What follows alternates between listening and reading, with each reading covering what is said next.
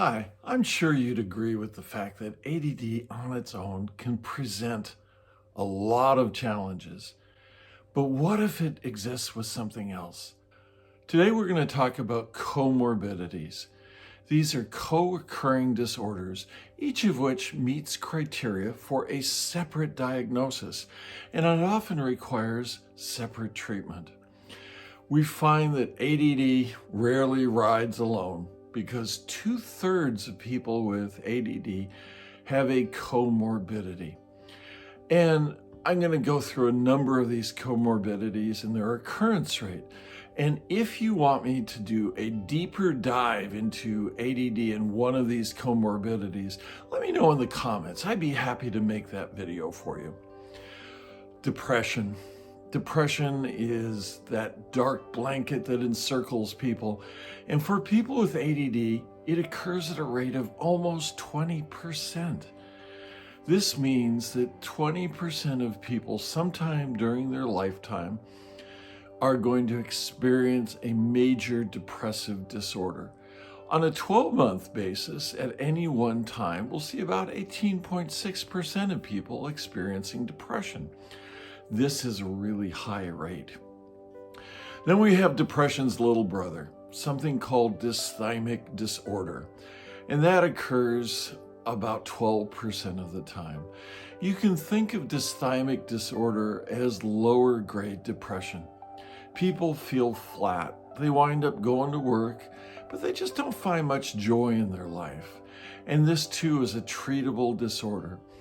Primary medications for these disorders are antidepressants. And antidepressants are not without their liabilities. Every medication has side effects, and that's the dilemma. For most people, they can find an antidepressant that has minimal side effects. Other things that help that depressive response are, if you live in a northern climate, D3.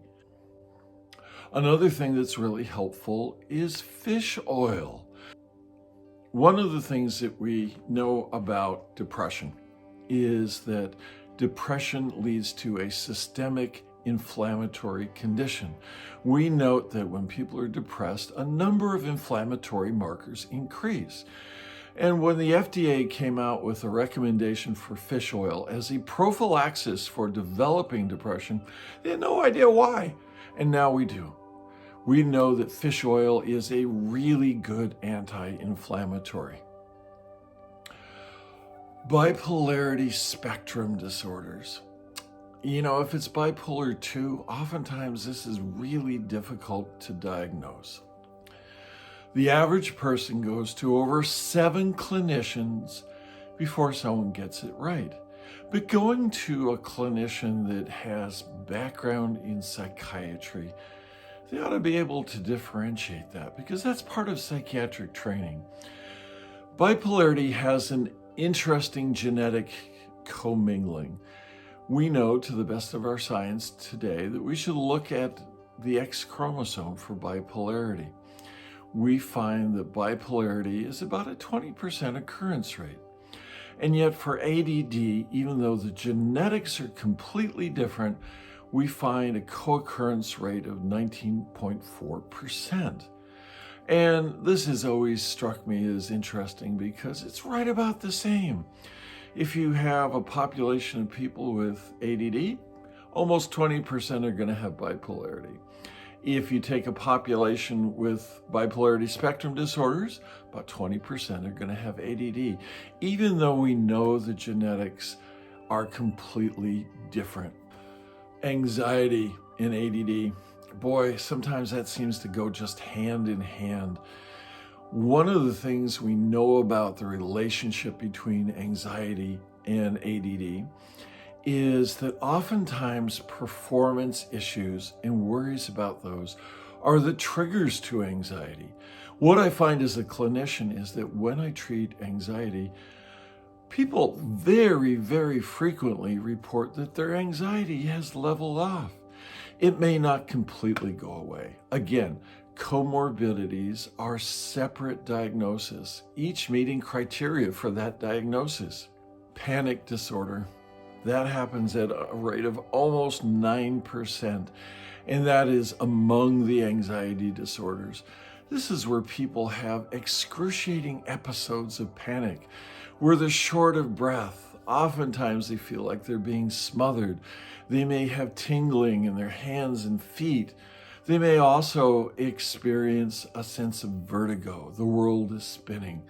Sometimes it gets to the point where people are nauseated or even vomit. It's interesting because panic has two classic thought sets, and sometimes people have both of them. People either think they're going to go crazy or they're going to die, and those are pretty awful thoughts to have. But again, 9%, almost 9% of people with ADHD will have a panic disorder.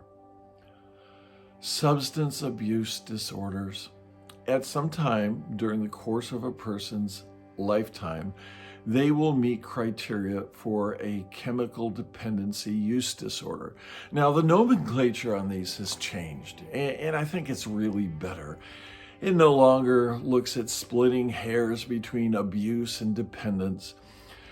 Basically, the bottom line is if it gets in the way of your life, it's a use disorder. And I kind of like that. It's a broader, more inclusive term. The 12-month average for comorbid chemical dependency is about 15.2%, but it's much higher when you look over the lifetime of an individual. This can be as much as 60 or 70%. And for some people, it's interesting because substance abuse just drops out. The interesting correlation is treating kids in their adolescence. We find that treatment of ADD actually has a prophylactic effect for developing a comorbid chemical dependency use disorder. For boys, it drops to dead even with their non-ADD peers. For girls, it drops to even lower than their non-ADD peers. And this is a pretty interesting correlation. Autistic disorders. Those occur at a fairly low rate, but are often comorbid. About 4% of the time we'll see them together. And it is often hard to differentiate ADD from autism. It takes really a specialist in that to really determine whether it is indeed a separate disorder. Now, I follow a particular page on Facebook, and it doesn't allow input by other clinicians. But my heart goes out to these people because you see all sorts of posts about just the difficulties people have with their kids' often outrageous behavior. And I'm going to include a link to a video I did on teaching kids self-regulation. That'll be at the end of the video. But oppositional defiant disorder. These are kids that are just plain contrary to a lot of different things. They may act out a great deal. This is really hard for parents to deal with, and oftentimes requires a lot of social support, not just for the child, but for the family, because this tries the souls of people's families big time. And it's unfortunate this particular Facebook site is absolute about not allowing other input. It's an unfortunate thing that they limit information in that way, but it is what it is. So this has been G.H. Glade for Coaching ADD. As I said before, if you want to see me take a deeper dive into some of these comorbidities, I am happy to make a video about that. I've been a practicing clinician for over 40 years, and I've always worked in really acute environments. And I have a lot of experience with all of these comorbidities and their treatment. So if this has been a helpful video for you, go ahead and subscribe. And if you like this video and if it was relevant to your needs, give it a thumbs up. I appreciate that. And that helps spread the word of this particular YouTube platform. And if you know people who are struggling with a comorbidity, let them know that they're not alone. Refer them to this video. There is help out there. Imagine the dilemma if you did what I did for a living and people never got better. That would be a pretty awful job. So thank you for spending the time with me. I will post another video on Monday where you're welcome to return. Take care. Have a great day.